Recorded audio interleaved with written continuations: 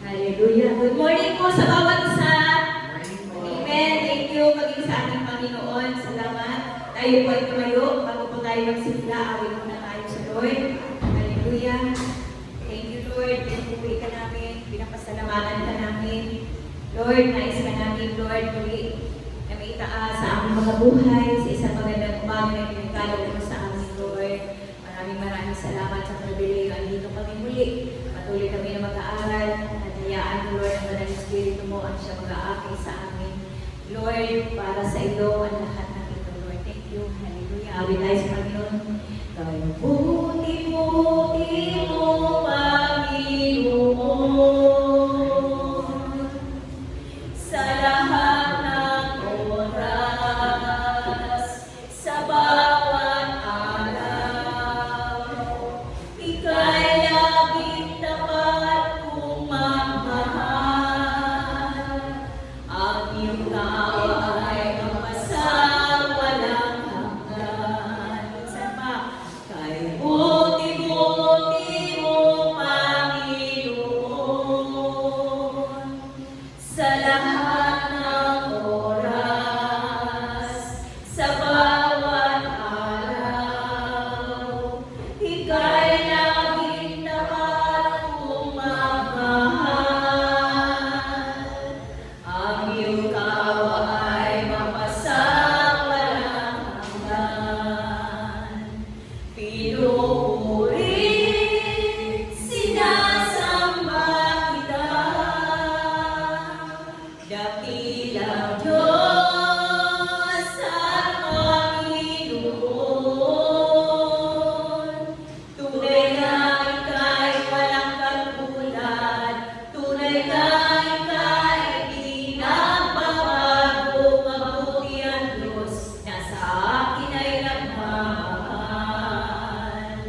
Pinupuri, sinasamba kita, dakilang Diyos at Panginoon. Tunay na ika'y walang katulad, tunay na ika'y di nagbabago. Mabuti ang Diyos na sa atin ay nagmamahal. Mabuti ang Diyos na sa atin ay nagmamahal. Mabuti ang Diyos na sa atin ay nagmamahal. Maraming salamat sa iyo, dakilang Diyos na makapangyarihan sa lahat. Tunay Ama na ikaw ang Diyos na napakabuti. Ikaw ang Diyos na puno ng pagmamahal sa bawat isa sa aming Panginoon, na hindi ka nagbabago sa iyong mga pangako, sa iyong mga salita, maging sa bawat buhay na iyong pinagkalooban mo. Totoo ang iyong pangako, Panginoon. Maraming salamat, Lord, na sa umaga na ito. Patuloy ka namin ingat naman sa mga tubo kami, sa simula sa matapos, patuloy lamang ikaw ang may taas sa aming Panginoon. Lord, nawa ang aming makasama sa umaga na ito, protektahan mo sila, ingatan sila, na makarating ng ligtas sa lugar na ito. Kaya Panginoon, samahan mo po kami, at sa iyo na namin itiniwala ang lahat ng ito. Panginoon, maraming salamat po, Diyos. In the name of Jesus we pray. Amen and amen. So, tayo po lahat, no? Sabi ng Galatians chapter 2, verse 1 hanggang 21. Maraming salamat sa Panginoon dahil nandito na tayo sa Galatia. At sinasabi po dito si Pablo at ng ibang mga apostol. Makalipas ang 14 na taon, muli akong pumunta sa Jerusalem, na kasama sina Bernabe at Tito. Nagbalik ako sapagkat ipinaalam sa akin ng Diyos na dapat akong pumaroon, magipagpulong ako ng sarilinan sa mga pangunahing sa iglesia, at ipinaliwanag ko sa kanila ang mabubuting balita ng kaligtasan na ipinapangaral ko sa mga hindi.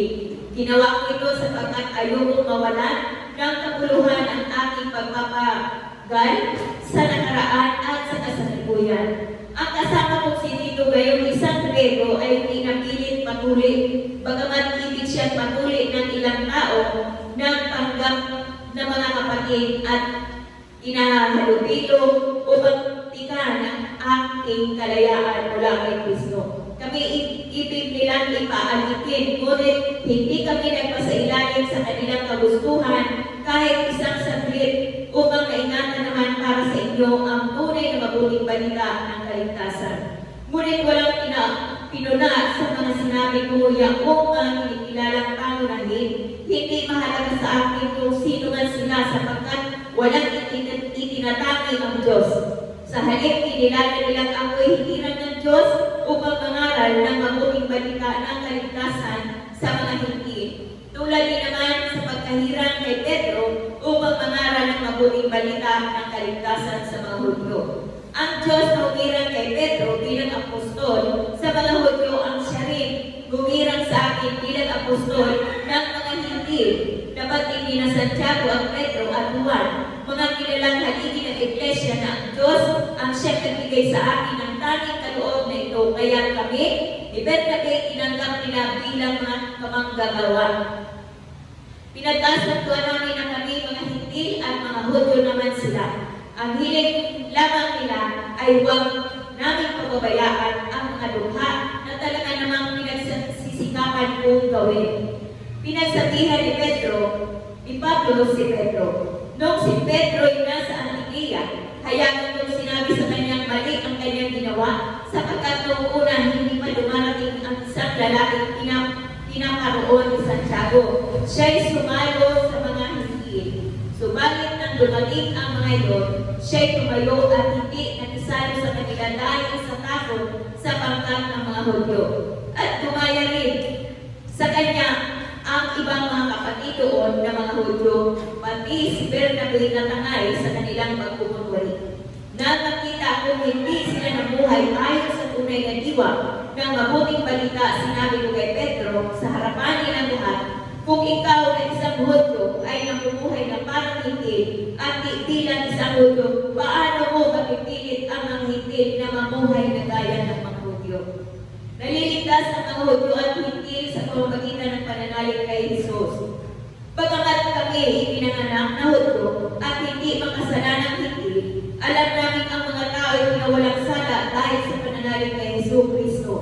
At hindi dahil sa mga gawa ayon sa kautusan, nanalig din kami kay Kristo Jesus upang mawalang sala ng Diyos sa pamamagitan ng pananalig kay Kristo. At hindi sa pamamagitan ng pagtupad ng kasulatan o kautusan, sapagkat ang tao hindi mawawalang sala sa pamamagitan ng pagtalima sa kautusan. 17, ngunit kung kami nagsisikap na mawawalang sala sa pamamagitan ng pakikipag-isa kay Kristo ay matagpo ang makasalanan tulad ng mga hintil na nangahulugan bang nagpagtaguyod ng kasalanan si Kristo? Hindi. Kung babalikan ko ba ang tinalikuran ko na ako rin ang nagpapatunay na ako'y lumalabag sa kautusan. 19. Ako'y namatay na sa kautusan sa pamagitan na rin ng kautusan upang mabuhay para sa Diyos. Namatay na ako kasama ni Kristo sa krus, at kung ako may buhay, hindi ako ang nabubuhay kundi si Kristo. Ang nabubuhay sa akin at habang ako'y nasa daigdig, nabubuhay ako sa pananalig sa anak ng Diyos na umiibig sa akin at nag-alay ng kanyang buhay para sa akin. Hindi ko mapawalang kabuluhan ang kaloob ng Diyos kung ang tao ay pinawalang sala sa pamamagitan ng kautusan, walang kabuluhan ang pagkamatay ni Kristo. Amen. Salamat sa Panginoon na maliwanag po na si Pablo po, Apostol Pablo, ay pinaliwanag ang salita ng Panginoon. No, sinasabi na after 4 years, 14 years, siya po ay bumalik sa Jerusalem. At kasama niya si Bernabe at si Tito, ito'y makasama niya ng mga manggagawa sa iglesia. Lagi may kasama si Apostol Pablo na dito, sinasabi niya dito na ipinaalam niya sa lahat na ang Diyos ay dapat pumaroon, ibig sabihin ang mga lingkod ng Panginoon na sila Apostol Pablo ay nakipagpulong sa mga namumuno sa iglesia. Kinausap niya at sinasabi pa niya na pinaliwanag ko sa kanila ang mabuting balita ng kaligtasan na ipinapangaral. Dito po ay kailangan talagang marinig ng lahat ng mga tao ang itinuturo. Baging si Apostol Pablo po ay hindi po siya naglingad ng pag-angaral ng kaligtasan sa lahat ng mga tao. So maliwanag po dito na sinasabi na ayaw niyang magpawalang kabuluhan ang tinanggap niya sa Panginoon na mga katuruan katuruan na nanggaling sa Diyos mismo. Talagang siya, kinausap niya lahat ang nasa loob ng iglesia. Ito ang dapat ipangaral. Ang kaligtasan ng Panginoon ay pinagdalo kay Apostol Pablo, kinausap niya ang lahat ng mga leaders doon sa iglesia. At sinasabi pa niya, ginawa ko ito sapagkat ayoko mawalan ng kabuluhan ang aking pagpapagal sa nakaraan at sa kasalukuyan. So sa pasimula pa lang sa buhay ni Apostol Pablo, hanggang sa kasalukuyan, hanggang sa nakarating sa amin, ayaw niyang mapawalan ng kabuluhan. Ibig sabihin, mabaliwala ang kanyang natanggap na pangangaral sa Panginoon. Dapat tayo ganun din. Huwag nating sasayangin ang every second, every minute ng buhay natin pag tayo ay nangangaral. Ipangaral natin ang salita ng Diyos. Hindi kung ano ang pinapangaral natin ng mga sarili. Dapat salita ng Panginoon para sa ikakaligtas ng maraming tao, sa mga tao na nakakarinig, sa mga tao na walang relasyon sa Panginoon, na ang Diyos ay laging handa iligtas ang mga tao. Kaya ganito na lang ang pagpupursige ni Apostol Pablo. Ayaw niya mapawalang kabuluhan. Ibig sabihin, hindi niya gusto na masayang ang oras na ibinigay sa kanya ng Panginoon habang siya ay nangangaral. Kaya doon sa loob ng iglesia, kinausap niya ang lahat ng mga leaders, mga pinuno sa iglesia. Ito ang dapat ipangaral, ang mabuting balita o ang mabuting ibanghelyo ng Panginoon Hesus Kristo. Walang ibang pinapangaral si Pablo kundi ang mabuting balita ng salita ng Panginoon. At habang siya ay nangangaral, mayroong mga nagmamasid sa kanya. Ganyan din sa ating mga panahon ngayon. Tayo ay kailangan matuto tayo, pag-aralan natin ang ating pinangangaral dahil maraming mga tao ngayon na nagmamasid, pinagmamasdan ano yung itinuturo natin. Nasa Biblia ba yan? Biblical ba yan? O mga sarili lang natin ang itinataas? Ang Panginoon, maging si Apostol Pablo, habang siya nangungusap, nag-aaral, nangangaral, mayroong mga hindi na nagmamatsyat sa kanila. Amen? Nagmamatsyat. Tinitiktikan sila ano na yung mga ginagawa nila. Kaya nang si Bernabe, no? Si Bernabe natangay. Maging sila Apostol Pedro, nakasama niya na mga lingkod ng Panginoon, natangay siya doon. Amen? Kaya sabi ng verse 5, sinasabi ni Apostol Pablo dito, na hindi kami napailalim sa kanilang kagustuhan kahit isang saglit. Ibig sabihin, hindi niya ipinag-compromise sa mga tao na pagkaas sa kanya ang salita ng Diyos ng katotohanan. Amen? Ang salita na tinanggap ni Apostol Pablo ay ito ang ipinangaral niya. Dahil ito ay natanggap lamang niya galing sa Panginoon. Kaya ang kapahayagang tinanggap niya kay Kristo ay nag-iisang ebanghelyo na nagtataglay ng kapangyarihan para sa kaligtasan ng lahat ng mga sumasampalataya. Sabi ng Romans chapter 1 verse 16, naunawaan ni Apostol Pablo na ang ebanghelyo ito ay hindi dapat may compromise. Alang-alang sa kapayapaan o pagkikipag-isa o ang kasalukuyang opinyon ng sandaigdigan. Hindi siya nakinig doon kung ano ang kapahayagan ng Panginoon sa kanya, kung ano ang ibinigay sa kanya, yun lang ang kanyang itinuturo. Maging ang Panginoon nang siya naririto sa lupa, lahat ng ginawa niya, lahat ng itinuro niya, lahat ng pagdidisciple niya ay nanggaling sa Ama. Wala siyang itinagdag, itinawas, kung ano lang ang sinasabi ng Ama sa ating Panginoong Jesucristo.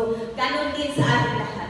Ano man ang kapahayagan ng Panginoon sa atin, siya ang higit na maitaas nang sa ganon ang lahat ng mga nakikinig ay maunawaan nila ng salita ng Diyos. Dito nakasalalay ang kaligtasan ng bawat isa at lahat ng mga tao na mananampalataya. Kaya sabi niya, nakataya nito ang kaluwalhatian ni Kristo, Jesus, na napapahamak. Ngayon, kung talikdan natin ang alimang bahagi ng ebanghelyo ng ayon sa kapahayagan ng bagong tipan, sinisimulan natin sirain ang tanging mensahe na magliligtas sa atin mula sa walang hanggang kapahamakan. Huwag natin dadagdagan, huwag natin babawasan kung ano ang kapahayagan ng Panginoong Jesucristo sa atin. Katulad ni Apostol Pablo, hindi niya ito sinayang. Amen?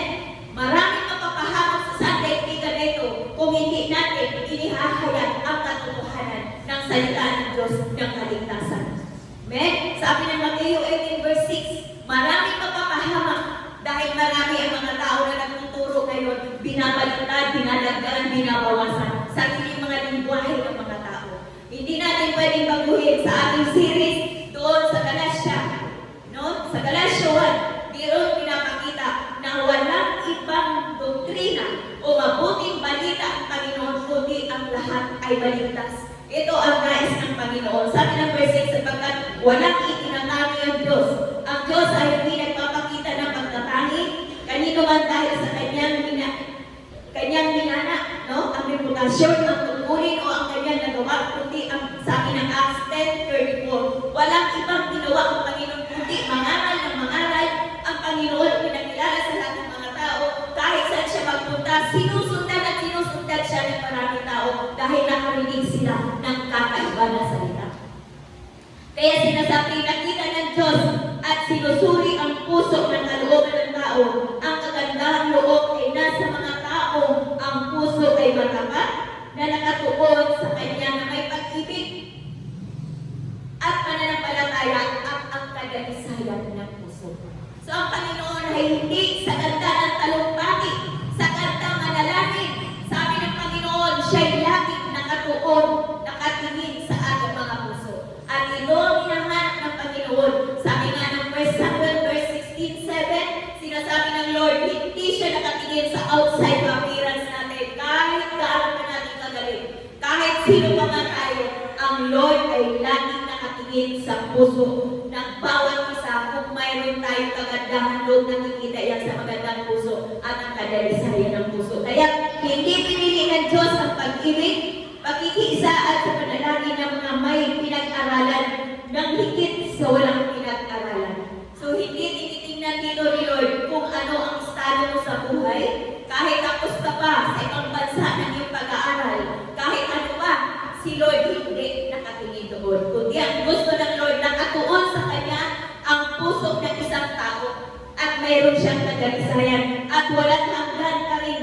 Prinsipyo ng Diyos ay nalulugod siya sa sino mang may takot sa Kanya at gumagawa ng matuwid kahit ang bawang bansa. Sabi ng Acts chapter 10:35. So hindi lang, sabi kahit sa ibang bansa ka, nakatingin lahat ang Panginoon doon.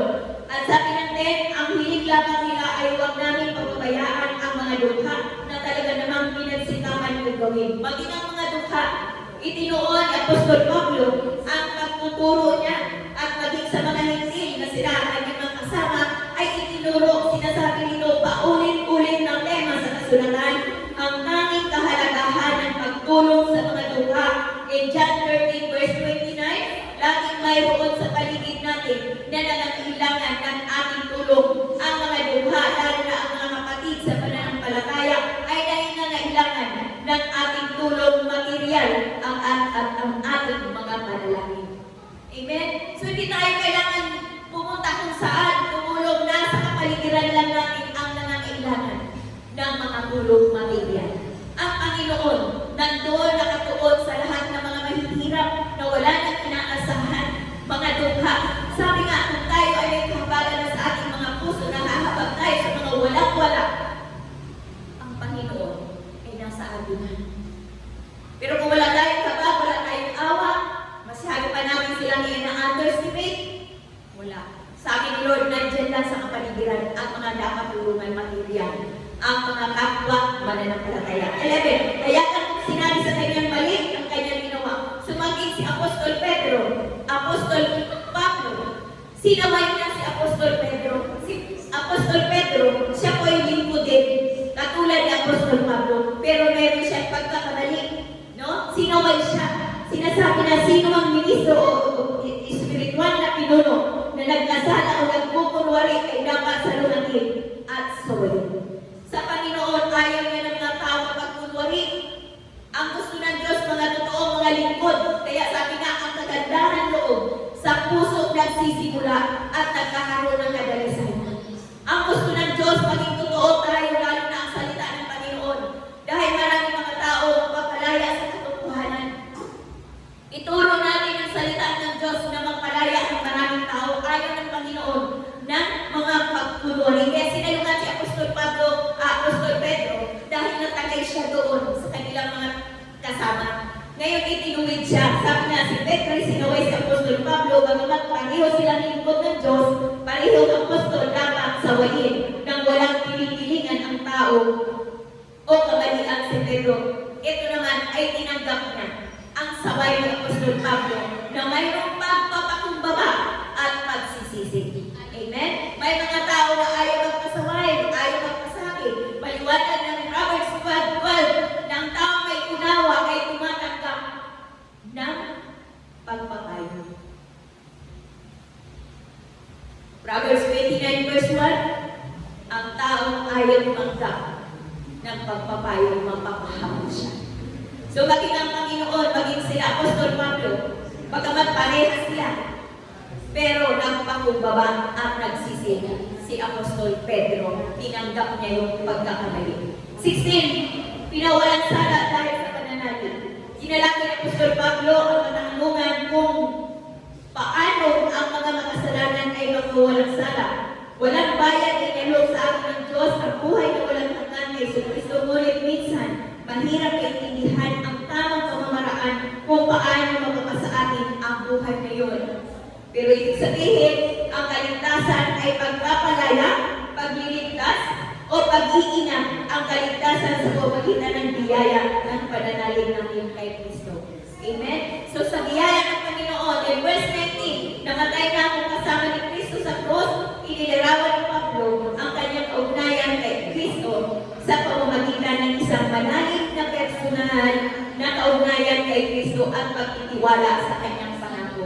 Lahat ng mga manampalataya ay napako ng kasama ni Kristo Jesus sa krus, namatay sila sa kautusan bilang paraan ng kaligtasan at ngayon ay nabubuhay sa pamamagitan ni Kristo para sa Diyos. Dahil sa kaligtasan kay Kristo, hindi na sila nahahawakan ng kasalanan.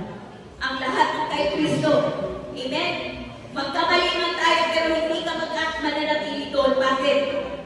Hindi ka na mahahawakan ng kasalanan. Kaya ang tukso, pagdating pa lang sa kaisipan, palayasin na. Huwag nang i-entertain. Amen? Sabi nga maliwanag po sa Romans chapter 6 verse 11. Kaya tayo na napako kasama ni Kristo ay nabubuhay na ngayon kasama niya sa kanyang pagkabuhay muli. And verse 21, para kay Apostol Pablo, hindi ko pinawawalang kabuluhan ang kaloob sa akin ng Diyos. So sa ating lahat ng kaloob ng Diyos na ibinigay sa atin, bigyan natin ito na importansya. Pahalagahan natin, i-treasure natin ito dahil hindi lahat ay pinagkalooban ng Panginoon ng mga talento. Amen? Merong mga talento pero hindi ginamit para sa Panginoon. Kaya si Apostol Pablo, lahat ng tinanggap niya sa Panginoon, hindi niya ito sinayang. Hindi siya nagpasailalim sa mga nakataas sa kanya, ayaw niya i-compromise ang mabuting balita o ang ebanghelyo ng kaligtasan. Ang katotohanan ay tinuturo ni Apostol Pablo hanggang sa kasalukuyan ay mananatiling totoo ang salita ng Panginoon. Amen? Kaya sa ating lahat, stand firm lang tayo sa Panginoon. Anong kapahayagan sa atin ng Diyos? Anong sinasabi sa atin ng Diyos? Sundin natin siya dahil ito ang pinakamaganda na balita na maririnig ng mga tao na ang lahat ng mga tao gusto ng Diyos ay maligtas, manalig naman sa Kanya at lahat ng tao mahal ng Diyos at wala siyang pinipili at walang tinatangi. Tayo lahat bilang mga tao, no, namimili lang tayo kung sino lang ang gusto natin, pero lahat ang paningin ng Diyos ay pantay sa lahat ng tao. Kaya wala tayong masasabi sa ating mga buhay, sa ating mga tao na sa paligid natin na mahal ka ng Diyos. Amen? Malapitan natin ating Panginoon. Tayo po ngayon, para tayo manalangin. Hallelujah, dear Lord, maraming salamat muli, Panginoon, sa isang magandang umaga. Maraming salamat sa bawat isa. Maraming salamat sa ebanghelyo na ipinagkaloob mo kay Apostol Pablo, maging sa amin sa kapanahunan namin ngayon, Panginoon. Maraming salamat at nawa dalangin namin maraming pang maaabot ng mabuting balita o ng kaligtasan sa lahat ng mga tao na nasa daigdigan, Panginoon. Marami pa, Panginoon, mga tao walang relasyon sa iyo, pero Lord, ito ang higit na kailangan ng mga tao, Panginoon, ang kaligtasan na nagmumula sa iyo. Maraming salamat sa pagpapor at kaligtasan na patuloy na binibigay sa amin. Maraming salamat po, Diyos. Ito pa namin sa mga panalangin. In Jesus' name, Amen and amen. So thank you po.